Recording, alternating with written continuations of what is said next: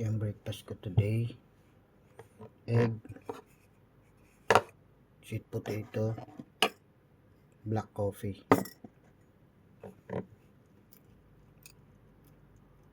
Start na po ng aking diet ngayon.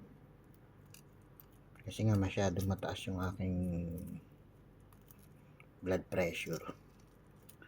So, kailangan natin mag-diet. Bawas muna sa heavy meal. Sa rice, siguro lunch, konti lang. Tapos samahan natin ng walking, jogging, na ganun. Konting papawis. Nakaisang kamote na ako sa isang tuna nilaga kanina. Hindi ko lang nakuha na ng video. So ngayon ito, kinakain ko na yung pangalawang itlog na nilaga. Tapos meron akong black coffee.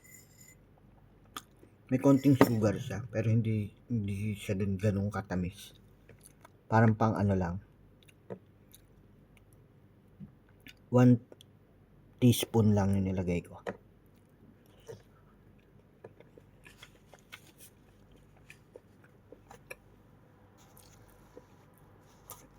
Okay.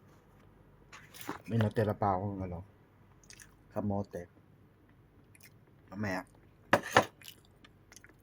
lunch pwede na yan. Tapos samahan natin ng saging na saba. Goods na yan. Kailangan natin ma-maintain. Tapos lifestyle natin syempre may mga kinakain. Black coffee. Okay. Yun lang, mamaya update ulit ako kung ano yung aking magiging lunch.